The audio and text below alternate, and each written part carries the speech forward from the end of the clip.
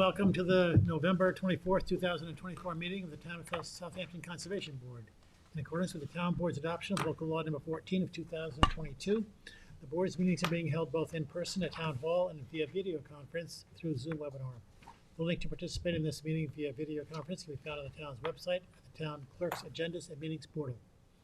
You can also watch the live stream video and submit written comments for the public record through the town website. If you are attending via Zoom and wish to speak during this meeting, then please click the raise hand icon. As a reminder to all applicants, agents, and members of the public who wish to speak at the meeting, please state your name and Hamilton residence for the record. Thank you. Please rise for the salute to the flag. I pledge allegiance to the flag of the United States of America and to the republic for which it stands, one nation, under God, indivisible, with liberty and justice for all. What is your pleasure in the meeting on the minutes of November 6, 2024? Motion to accept the minutes as written and or amended. Second. All in favor? Aye. Opposed? Abstain. Oh, We can't do that. Oh, Jerry was Next out too? time. Oh, okay. Well, next time. next time. All right. Let's withdraw that. Public hearings A019131 Lynn Prue Revocable Trust, and the applicant requested adjournment to January 8th, 2025. Is there anyone in the public who would like to speak on this application or on Zoom? There being none. Well, I have to ask, we're into double-digit adjournments. What's going on? So, as you recall, the applicant gave a presentation at the last hearing at which time the applicant was instructed to come forward with more site-specific plans, which he agreed to do. We have not received revised plans for this application. The applicant simply requested adjournment, requested a short adjournment to the next meeting, but we recommend that the application hearing be adjourned to the first meeting in January, which the applicant has agreed to. The hearing schedule shows the day last discussed was 9/13/23. So it's on, I don't know if it was, that was not updated. Okay. No, that's All right. Then incorrect. that's all right. Motion to adjourn to January 8th, 2025. Second? All in favor? Aye. Opposed? A024027 Town of Southampton. This is an application which has been withdrawn, so no action needs to be taken at this point. A022054 Paul Basic and Lisa Gallo.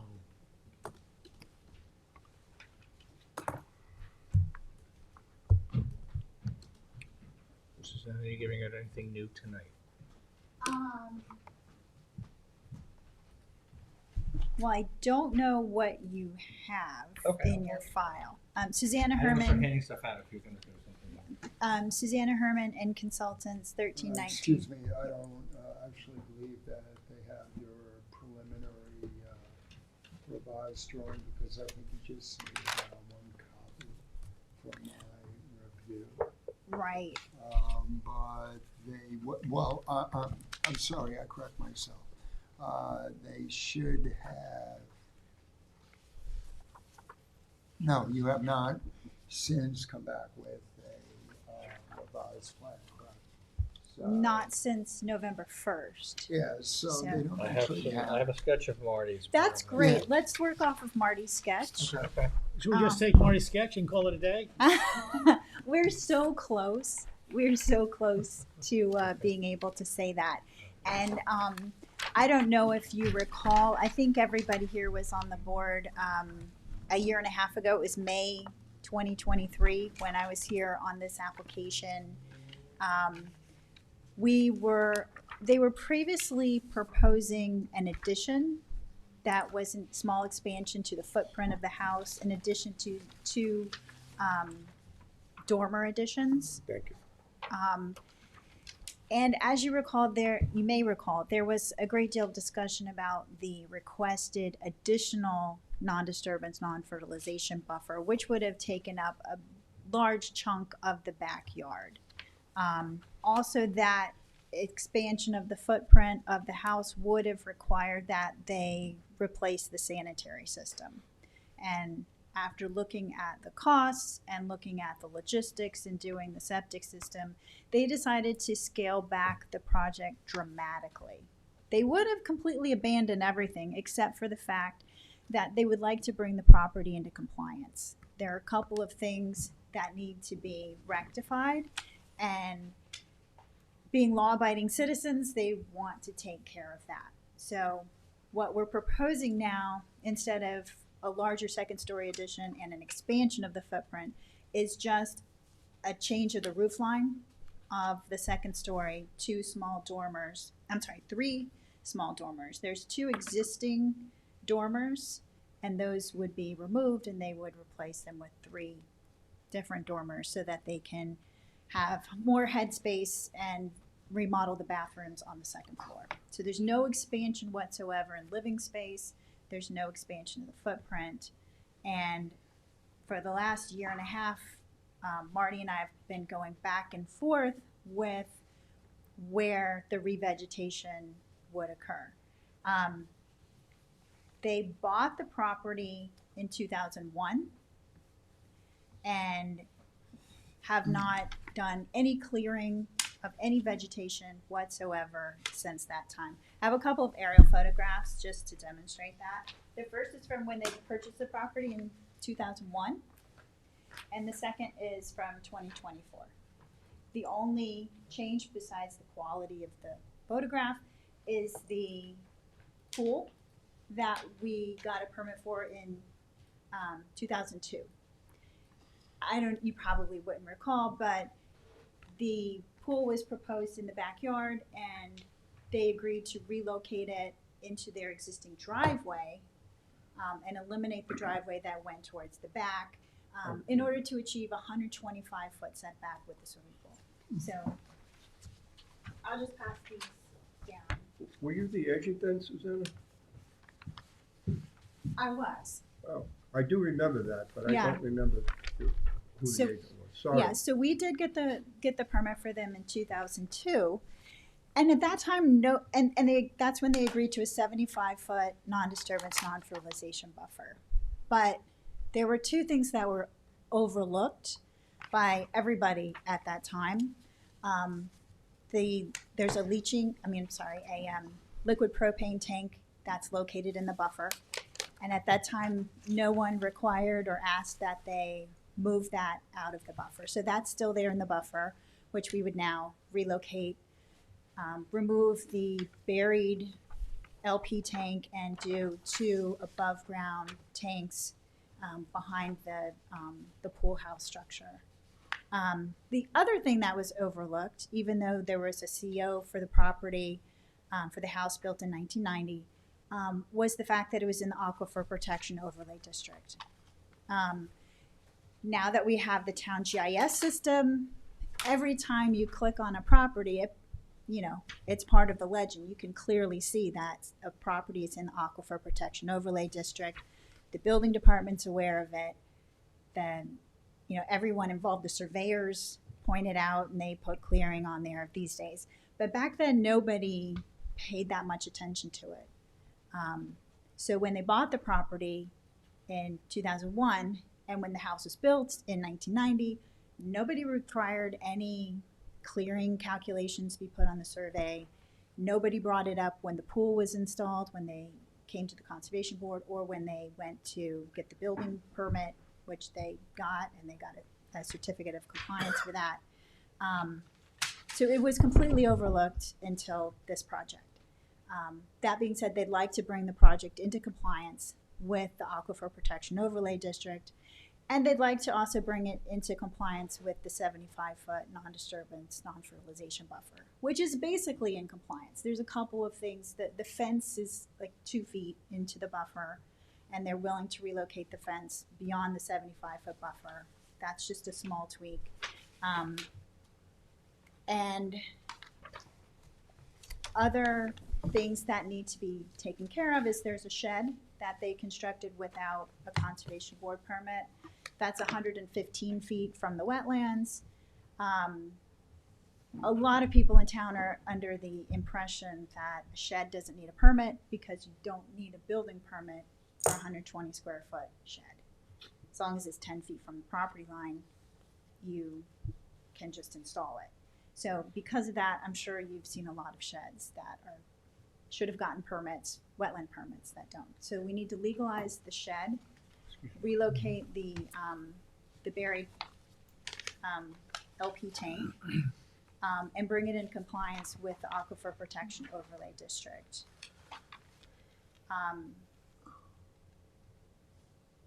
They also need to remove the asphalt driveway and make that a pervious driveway.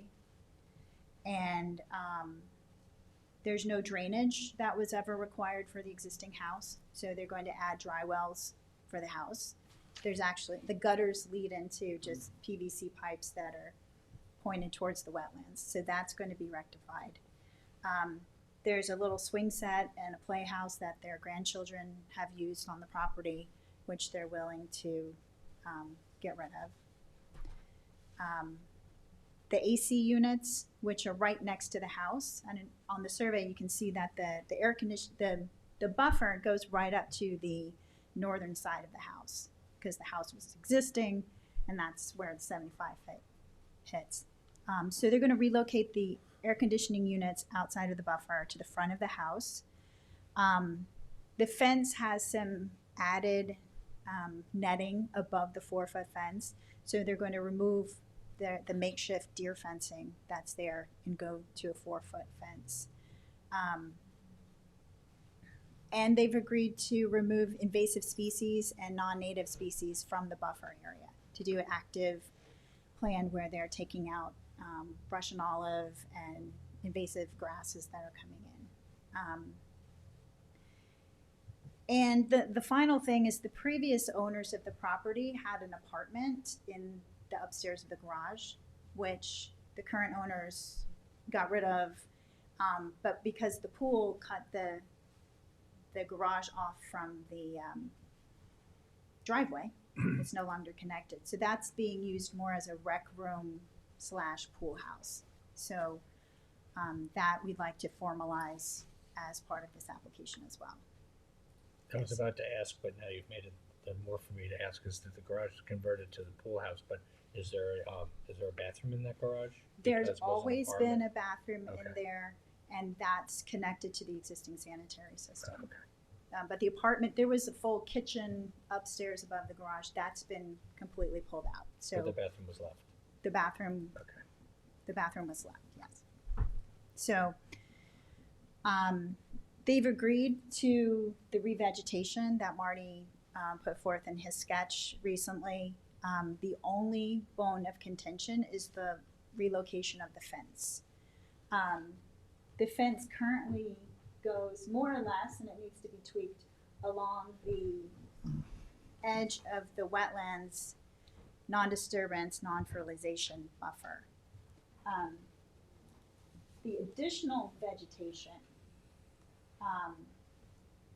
beyond the buffer would be to bring the property into compliance with the Aquifer Protection Overlay District. They need a fence, obviously, for the swimming pool. And what they would like to do is leave the fence and take off the deer fencing part of it, leave it along the non-disturbance, non-fertilization buffer perimeter, which is always required. Fences are not allowed in non-disturbance, non-fertilization buffers.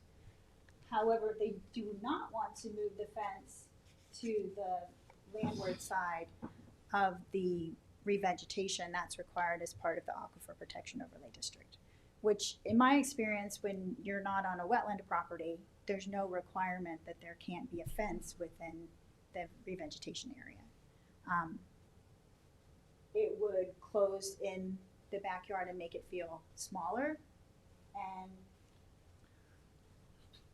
along the buffer, I think is what is standard. So in all our back and forth, that is the only issue that we have that the homeowners have not agreed with the recommendations of the Environment Division. So I wanted to come to the board, first of all, to give you an update and let you know that we've been working and that we've been trying to come to a resolution on this property to resolve all of these issues and provide additional mitigation in order to try to bring everything into compliance and to do this small roof line modification so that they can renovate their bathrooms on the second floor.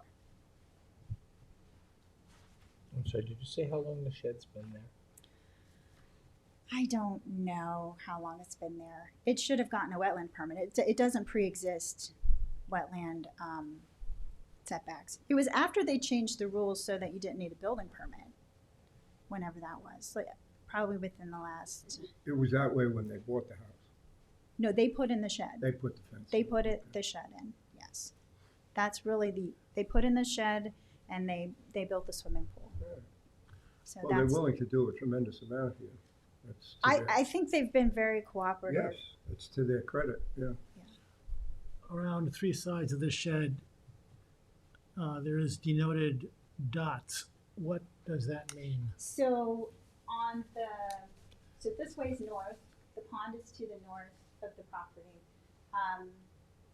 So on the east and north side of the sheds, that's revegetation. That would be revegetation to bring it into compliance with aquifer protection.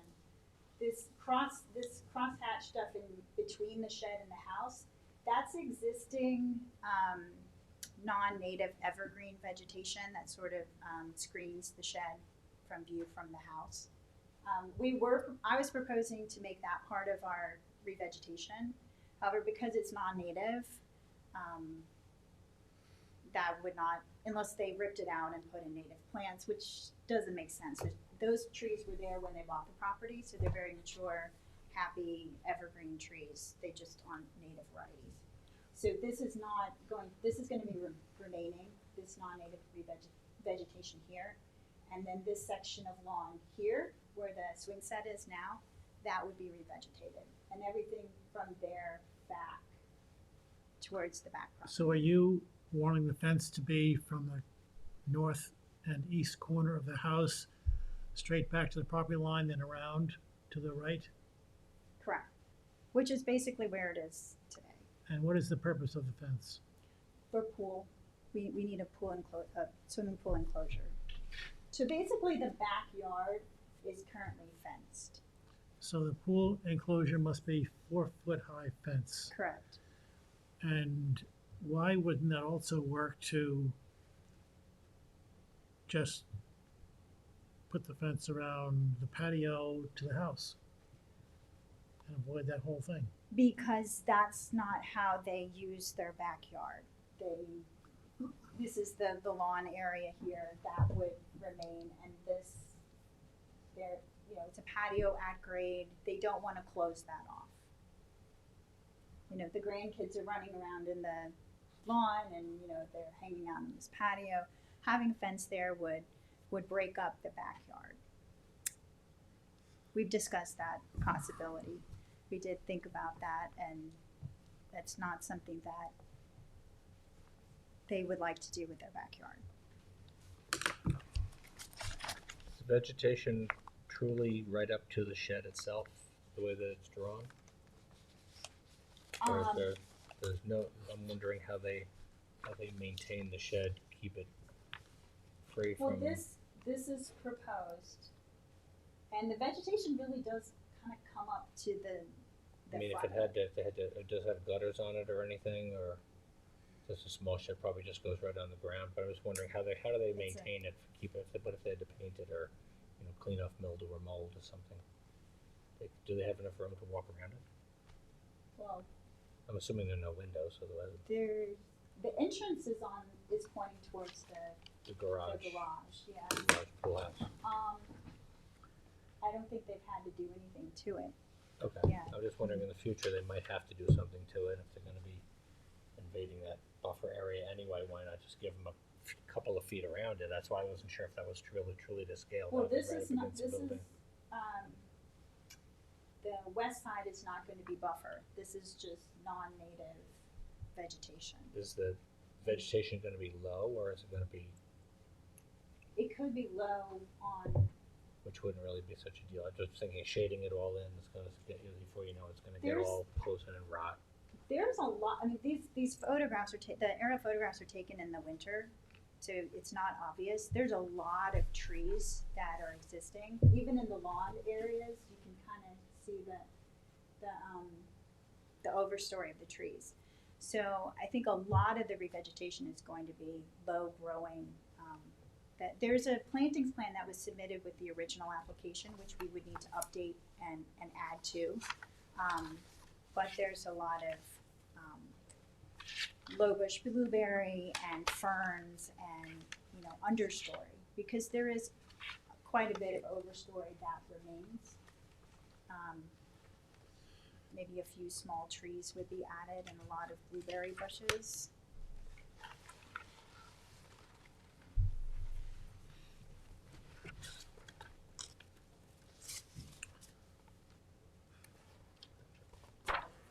So right now, the only issue is the fence. That's the only issue, I think.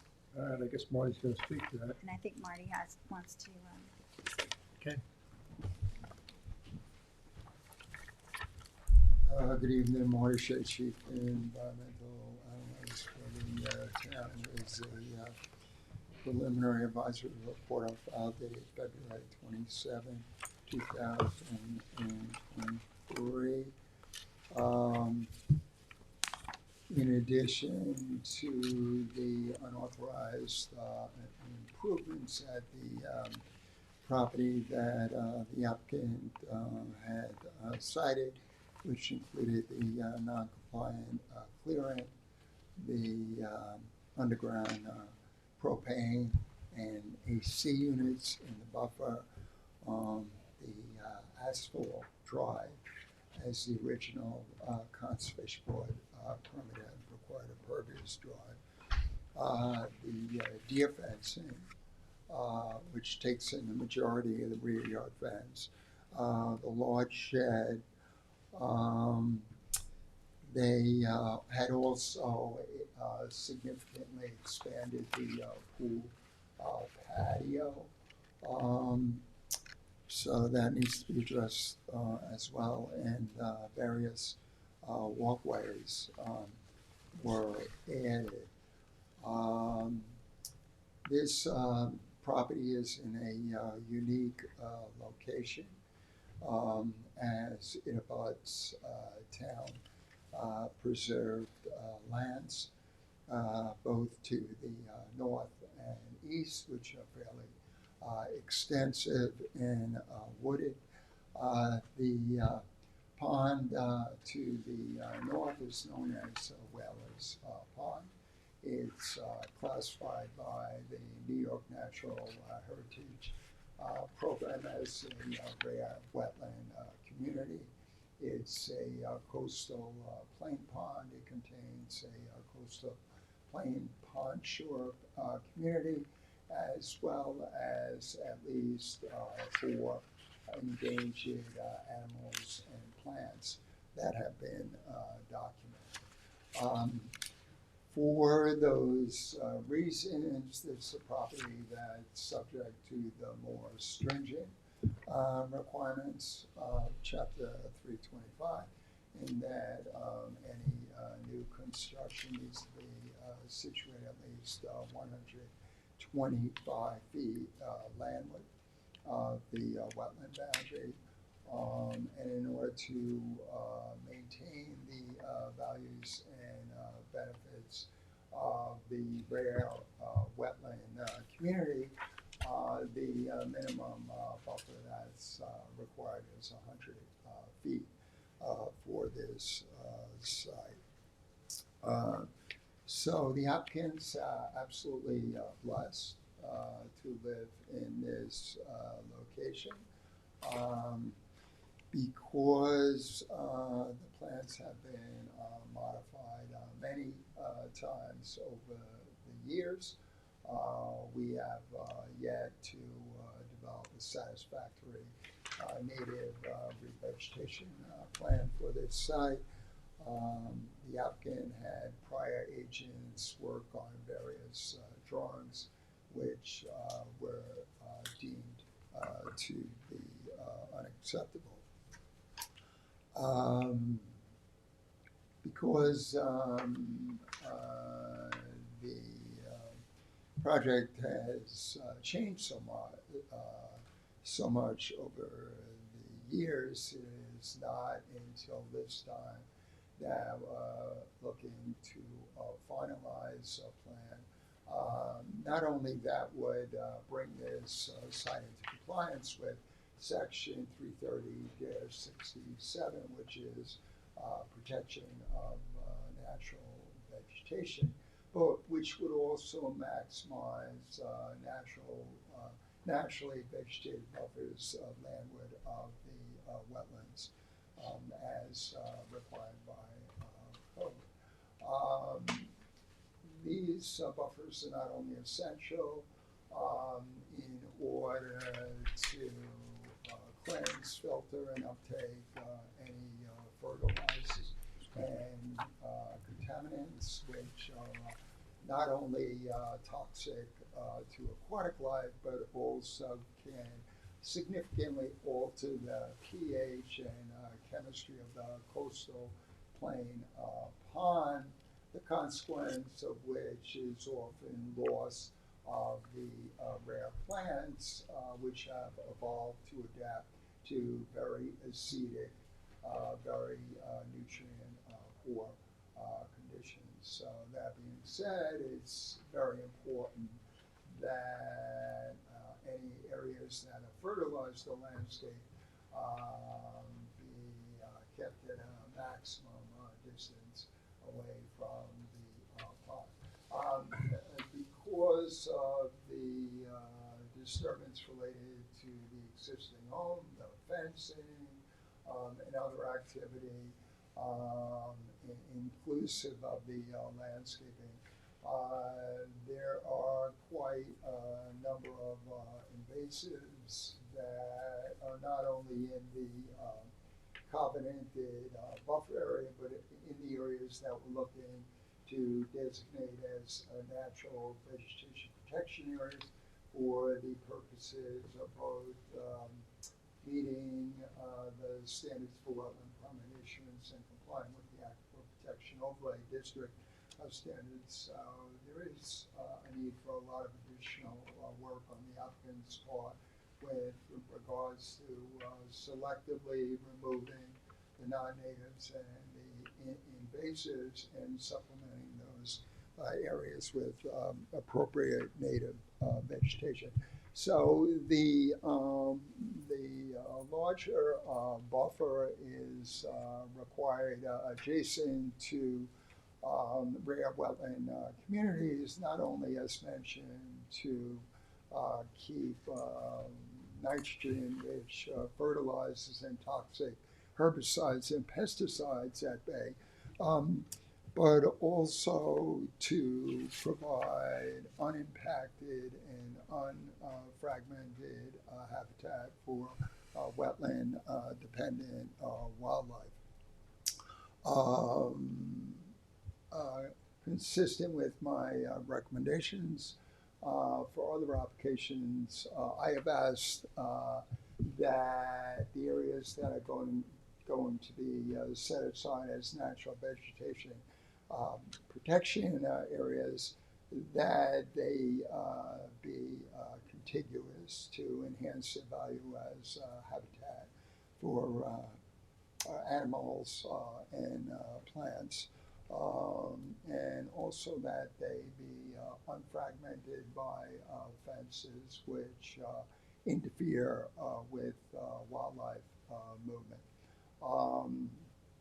The applicant and I had also discussed the option of putting in a pool enclosure fence around the periphery, the immediate periphery of the pool and patio. In fact, I think the applicant had originally mentioned that as a possible favorable option for this property.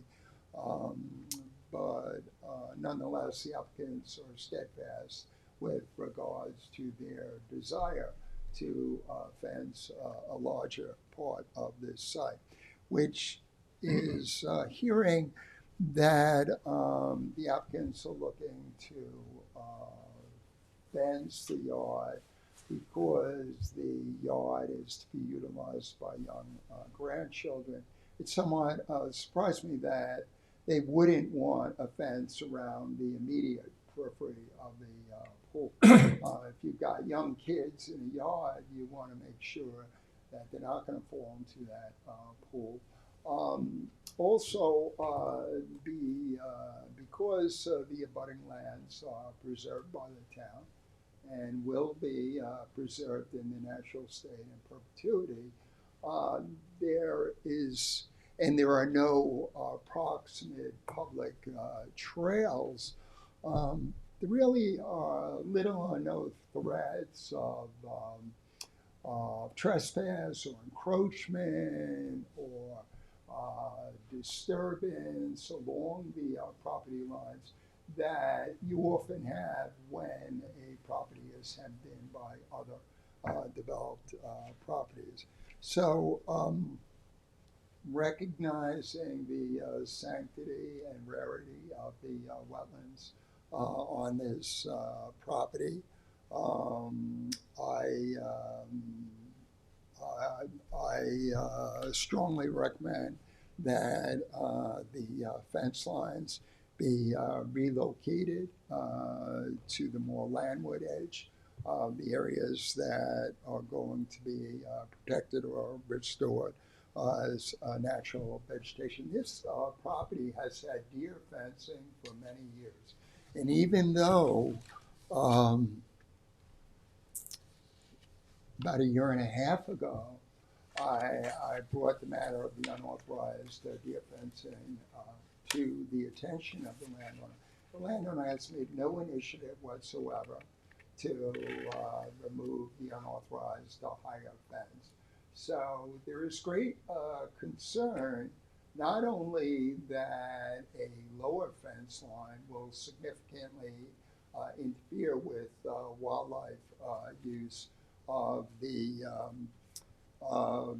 natural vegetation areas, but there also is concern that the deer fence will be reinstalled at a latter date. Although the applicant contends that there are two separate goals here. One is covenanted buffer establishment and maintenance, and the other is compliance with the Aquifer Protection Overlay District in light of the requirement as per the standards for wetland permit issuance that a 100-foot buffer be established landward of the pond, landward of the wetlands, although which ideally should be covenanted in its entirety. I have not asked that this entire area be covenanted, but it's absolutely essential that it be protected as an unfragmented, unfenced block of natural vegetation.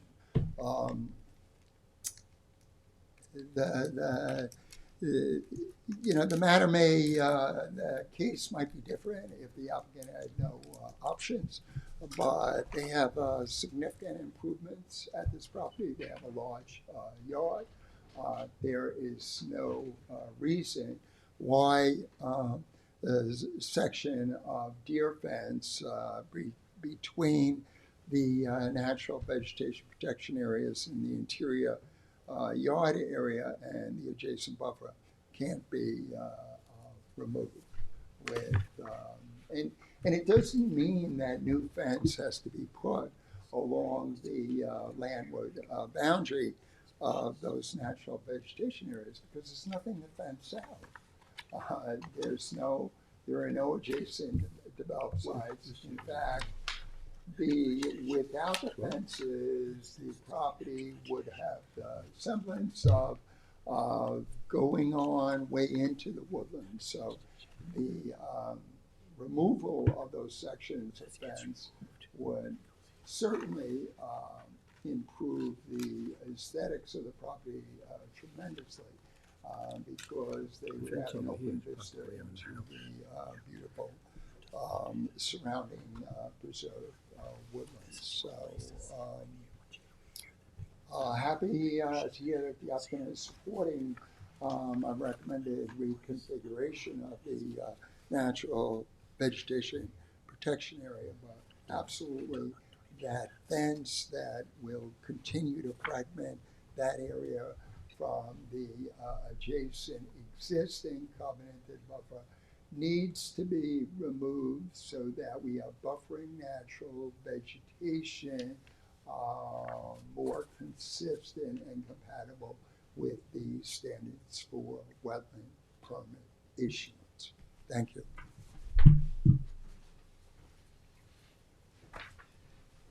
Susanna?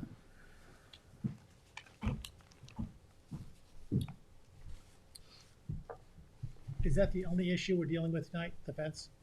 That is the only outstanding issue upon which the homeowners have not come to an agreement with staff. Yes, that's it. Good. I commend your client for the desire to bring the property into compliance. Now, I assume the fence will disappear, which currently is located on the north side of the house because the buffer comes so close.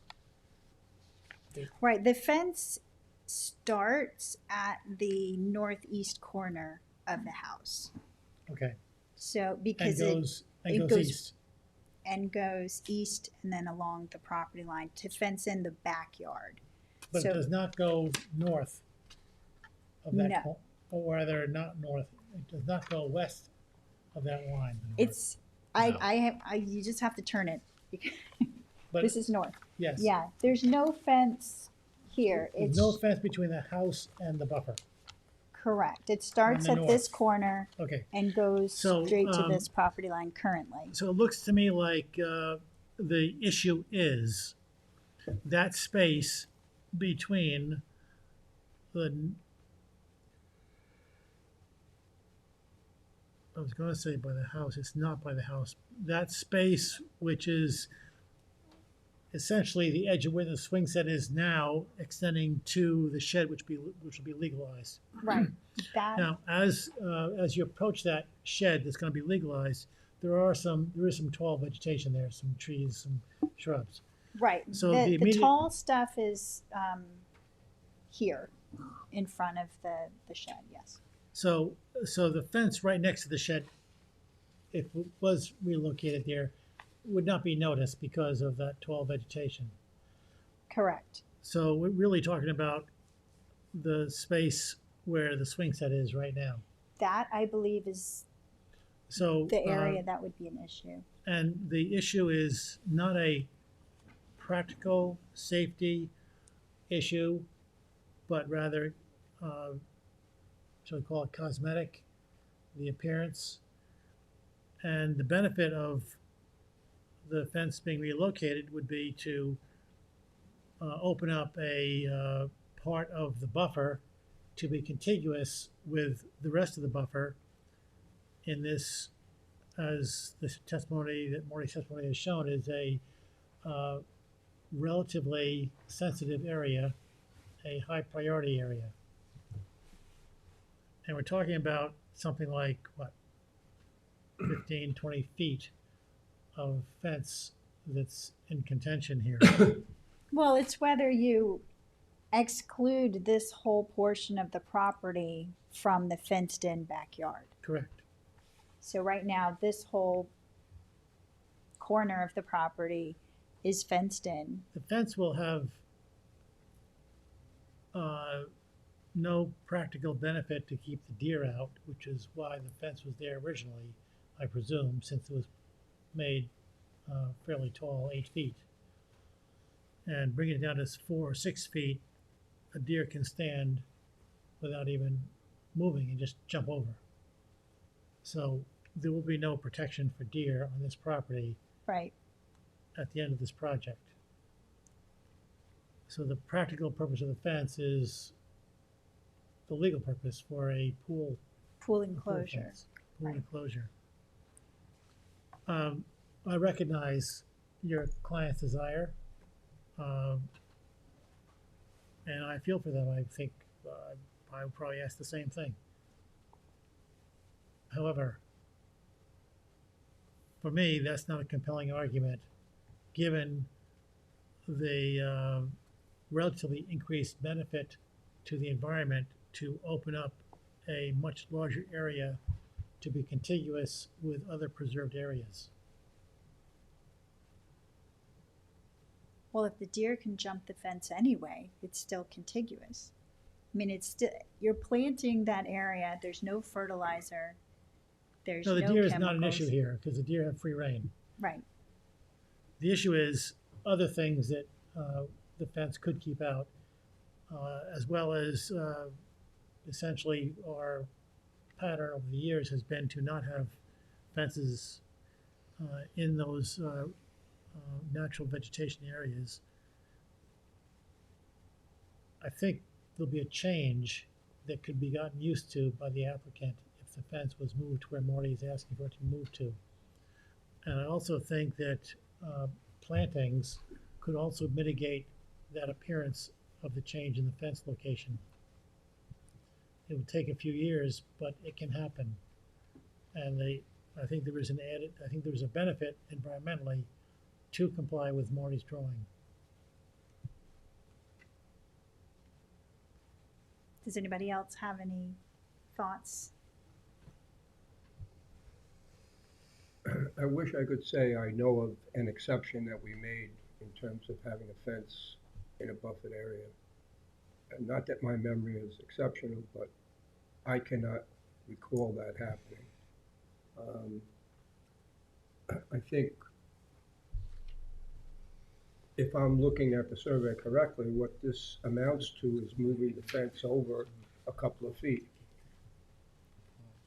No, it means moving it completely out of that portion of, that whole corner of the yards. Or you're talking So about the it's other gonna pick corner? up building here, Okay. and then Right. it's gonna pick up here and come around. I see what you're saying. It would, instead of going up to the So then eastern property line and then along the property line, well, it's gonna it go would, over here. This is gonna come out. where This that is coming gate out of the buffer. is, That's gonna um, sort of halfway down the that's yard, this it would part go here, diagonally from deleted. there to the corner of the shed. So it can go to the corner of the shed. The shed will become the other part, and then come over here and around.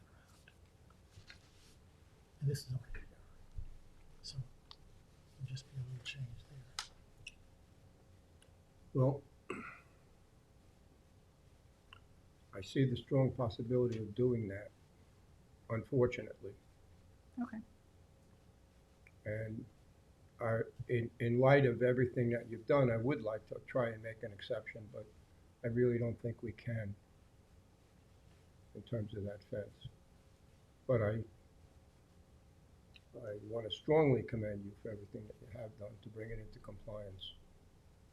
This was a very complicated application, and you did a good job. Thank you. There's a lot going on. Yes. And one of the reasons it's taken us so long is the first surveyor just never responded. I would have a list of 10 things I needed changed on the survey, and they would do 2 and then not respond for another 3 months. So that's one reason that it's taken so long. We had to hire a different surveyor and get them to get all the details correct. And we still have work to do. We still need to have them show the deer fence to be removed. That was an oversight. Obviously, that's their intention to remove that.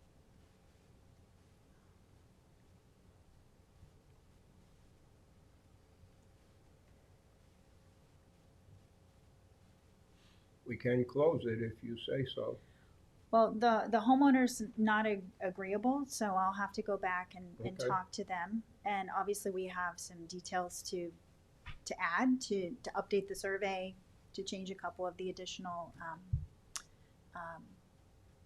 labels that need to be clarified as far as fence removal, and I think there were a couple other things that Marty mentioned. And we also need to work on the revegetation plan, which I think we're going to work with staff to make sure that's a really good revegetation plan. That's got some work. So I'm not prepared to close it tonight. Okay. We can adjourn it. Okay. I would just add a couple of things. Thinking in terms of mitigating the impact to the applicant, there are lots of ways to mitigate that in terms of making it so the fence is not so visible. And there are requirements of the spacing of a pool enclosure fence and also the height. Can't mess with that, that's the code. Right. But plantings are big. The other thing is the color of the fence can have an impact. And sometimes a black fence shows up less than a green fence. But I don't know enough about that to know, but it's something you can look into. Okay. There's already some plantings just to the west of the shed that's gonna be legalized. Mm-hmm. So for that part, that doesn't matter. Right. So if you kind of emulate that over here, over some time, I don't see us leaving the fence in the buffer area. Okay. All right, well, I appreciate your suggestions and your comments, and I'll speak with the homeowners, and we'll come up with a plan. Okay, thank you. Is there anyone in the public who wants to speak to this application? Probably not, since there's nobody in the public. I think the homeowner is on the Zoom. I don't know. Okay, is there anyone on Zoom that would like to speak on this application? She may just want to listen. I don't know. I'm sorry? She may just want to listen. I don't know if she wanted to make any Okay. comments or not, but I just want to make sure that we gave her that opportunity if she's here. Okay. Well, I think you understand clearly what we're saying, and you can have a conversation with the applicant. Okay. Yes, thank All right, you. thank you for the work you're doing. So, Shall we adjourn this to, how much time, Susanna? When's the next meeting? It will be the first meeting in and December. third Wednesdays in December because of the holiday, and then we go to January. December 4th or 18th? December 4th is too soon. December 18th, Okay. too close to Christmas? No, I would do We- December. Otherwise it'd be We have January two big 8th. hearings on for the 4th, if they go forward. Well, that- I think the 4th is too soon. On December 4th? Yeah, Okay, we're not gonna do December 4th. Oh, Could be okay. the 18th. 18th or I'm the, away next week, so there's no match. if not the 18th, then the next one would be the second Wednesday of January, which would be the 8th. I'll do December 18th, if that's okay.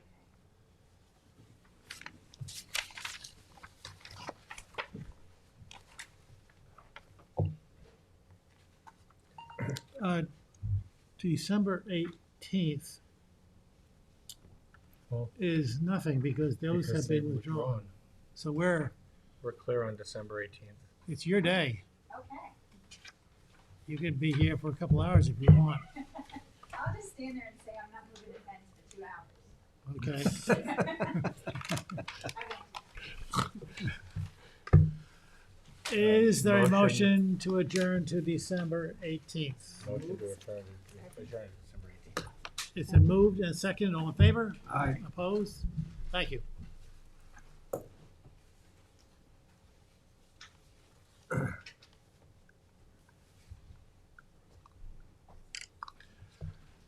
Administrative wetland permits are in your packets. Resolution of conditional approval.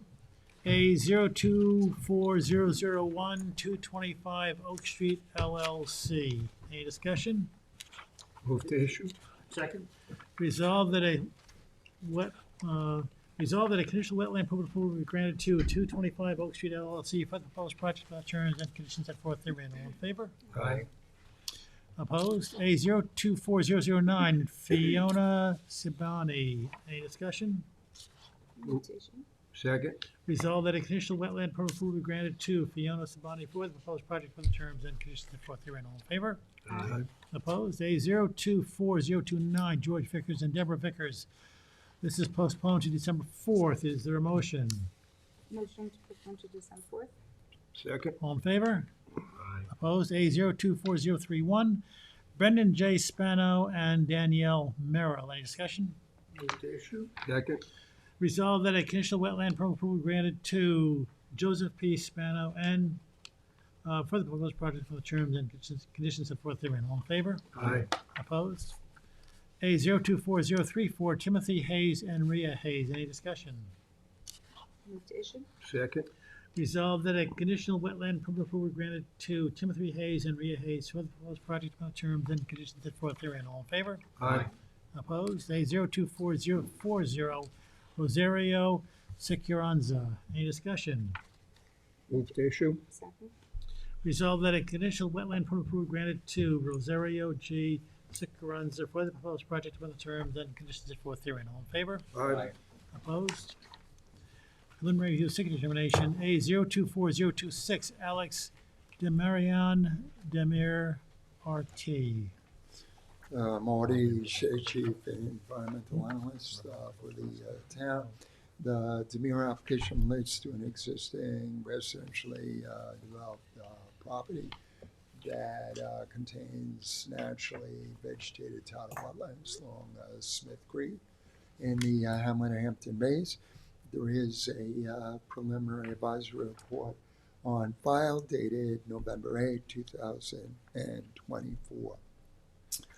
As described by the advisory report, the application was initially filed in order to seek reapproval of activities authorized by the Conservation Board by a former since expired wetlands permit that was conditioned upon establishment of a covenanted wetland preservation area, a naturally vegetated wetland non-disturbance, non-fertilization buffer.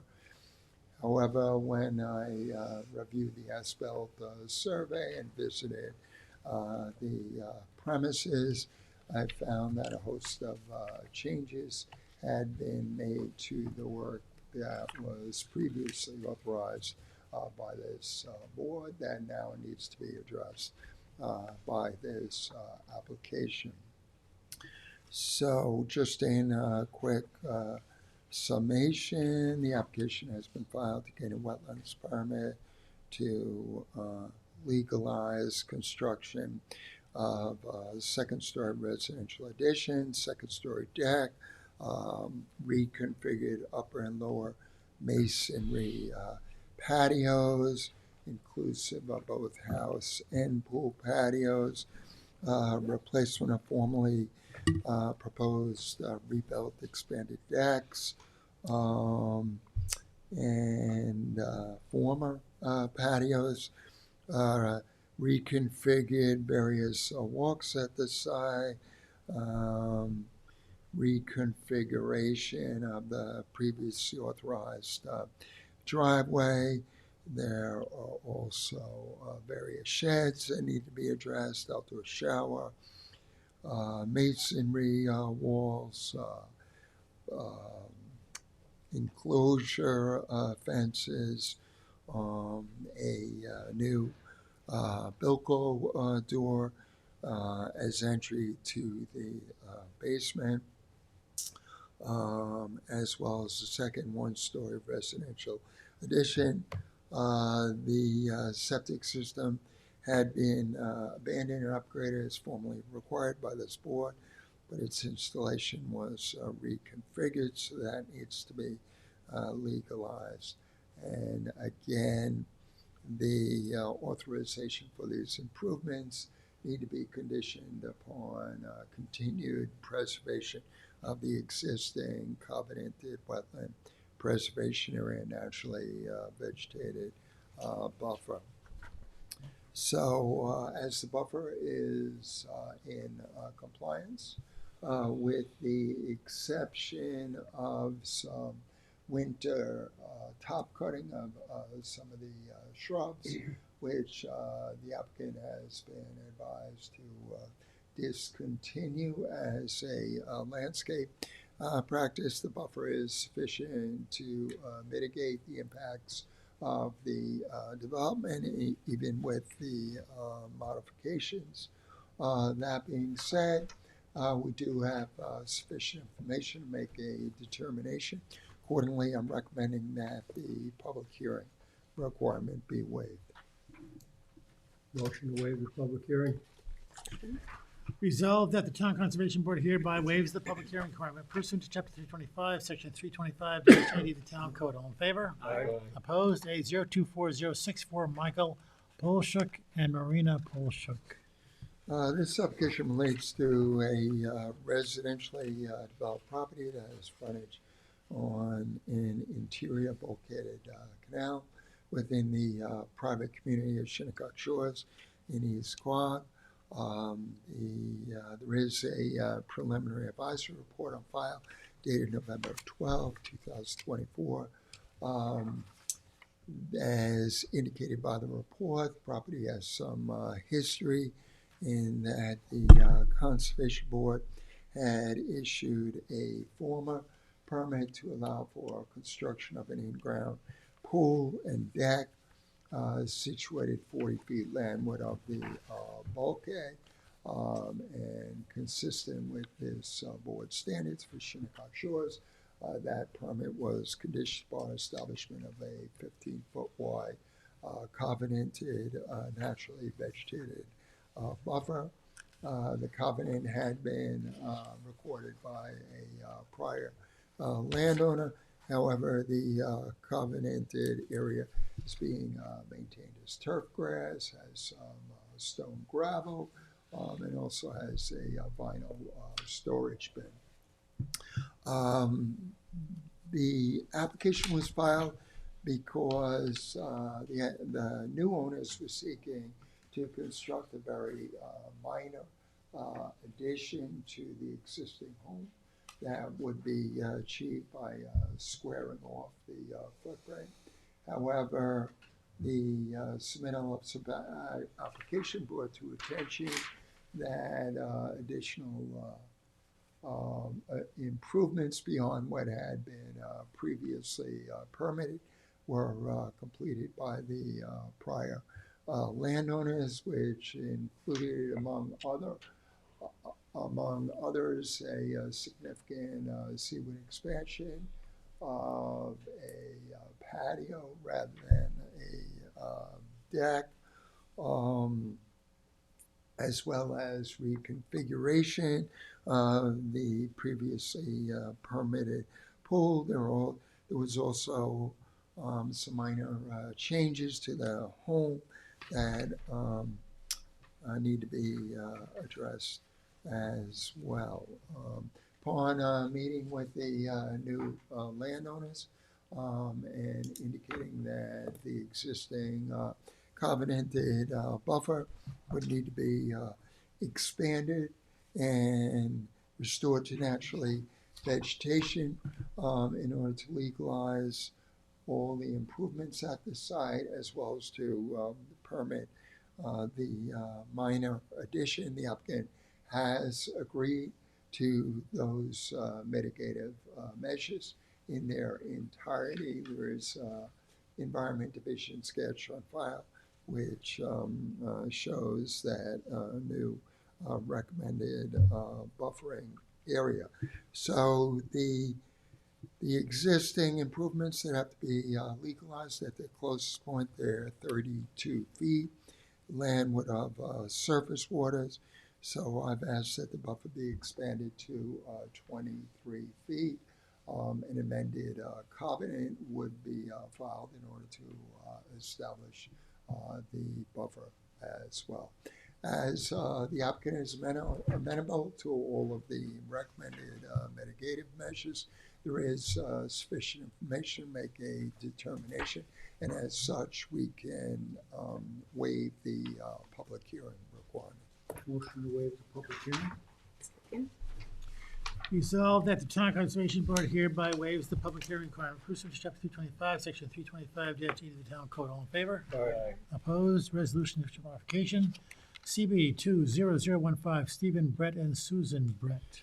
This application relates to a property at 29 Tanner Circle in Hampton Bays that's undergoing redevelopment pursuant to a Conservation Board permit. There were some minor changes made to those improvements. There are also looking to add some amenities to provide for enhanced exterior use as well as utilities. They include generator installation that would be FEMA compliant, relocation of the existing AC units, legalization of an outdoor kitchen and grill area,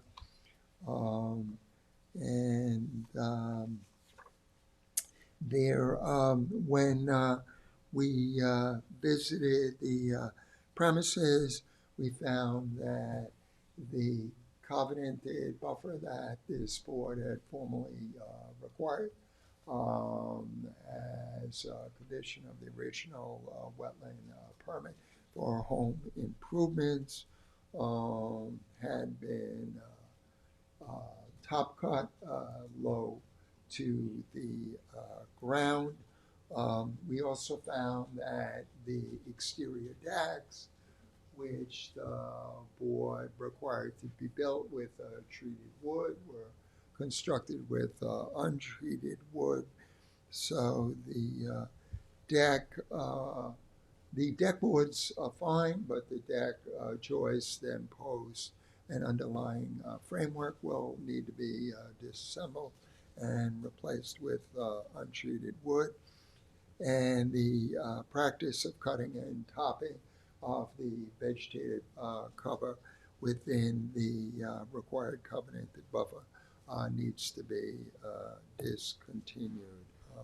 Beyond that, the necessary permit renewals have been obtained, and I have no significant issue with regard to the additional hardscape improvements that the applicant is seeking approval for. As such, the requested modified permit can be issued by adopting the resolution that's before you. Motion to issue the modification. Second. Resolved that a wetlands permit modification be issued to Stephen Brett and Susan Brett for the published project on the terms and conditions set forth therein. All in favor? Aye. Opposed? CB 230546 Oakhurst Road LLC. This is a property that's situated along Pine Beach in Hampton Bays. This board had previously issued a wetland permit to allow for extensive renovations and changes to the existing residence and accessory structures. The permit was conditioned on establishment of a covenanted naturally vegetated buffer, which also called for demolition and removal of unauthorized deck. The applicant had agreed to such mitigation. The landowner has since decided to scale back the extent of construction, none, and reconfigure some of the formerly approved improvements. None of these activities would result in additional significant adverse wetland impacts and will be satisfactorily mitigated by the required covenanted buffer.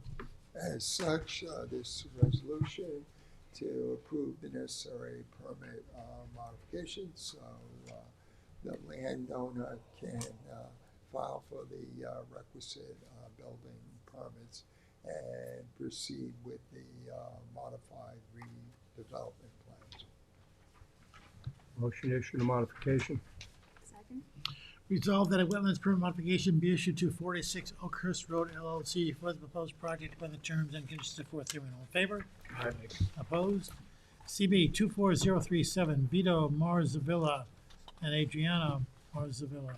The Marsville request for a modified wetland permit relates to an existing residentially developed property at Country Estates Road in the Hamlet of West Hampton that contains extensive freshwater wetlands that are encumbered by a scenic and conservation easement required as part of the subdivision, which the applicant has formally enhanced and restored pursuant to an administrative wetland permit.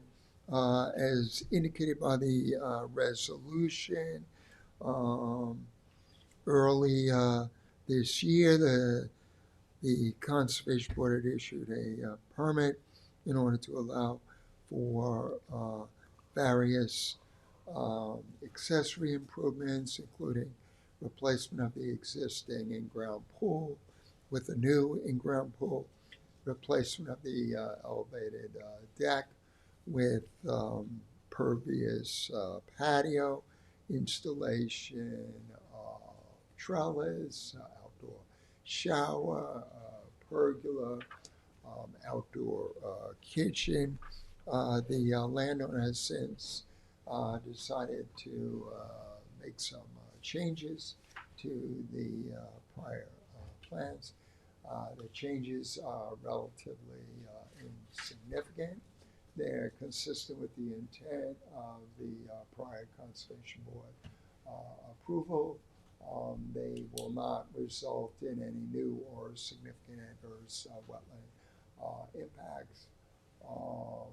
As such, the requested modified wetlands permit can be approved by adoption of the resolution before you. Motion to issue a modification. Second. Resolved that a wetlands permit modification be issued to Vito Marzavilla and Adriana Marzavilla for the proposed project within the terms and conditions set forth therein. All in favor? Aye. Opposed? Motion to adjourn. Second. All in favor? Aye. Opposed? Thank you all.